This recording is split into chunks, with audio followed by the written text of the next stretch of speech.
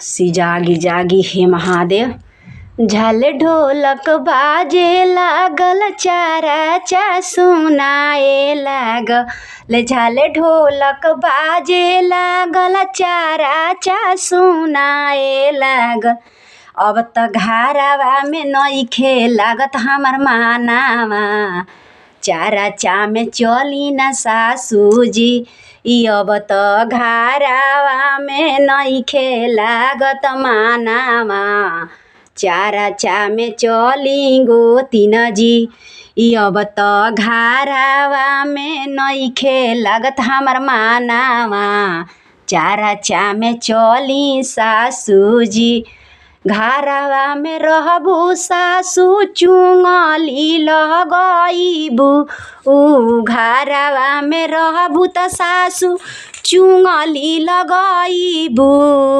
अब त बांध लेबू पापवा के मोटरिया, चारा में चली सासुजी। अब त बांध लेबू पाप के मोटरिया, चारा में चली सासुजी। चारा में जाइब सासु त गाइब रउआ बाजाइब, चारा में जाइब त सासु गाइब रउआ बाजाइब। अब त धइले बुधरम के रहतिया, चारा में चली सासुजी।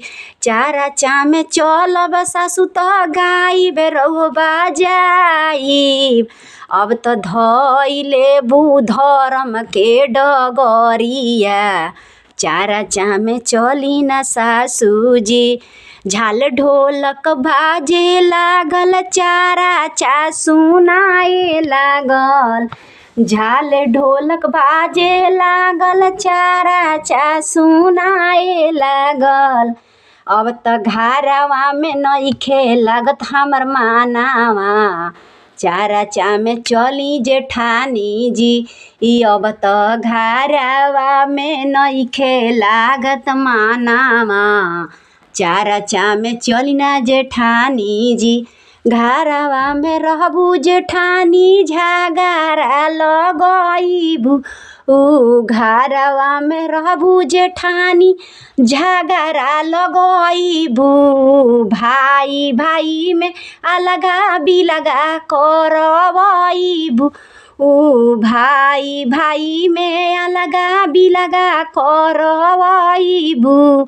अब त बांध लेबू पाप के मोटरिया, चारा में चल जेठानी जी। अब त बांध लेबू पापवा के मोटरिया, चारा में चल जेठानी जी। चारा में चलबू जेठानी, गइबू बजइबू, चारा में चलबू जेठानी, गइबू बजइबू। अब त धइले बुधरम के रहतिया, चारा में चली जेठानी जी।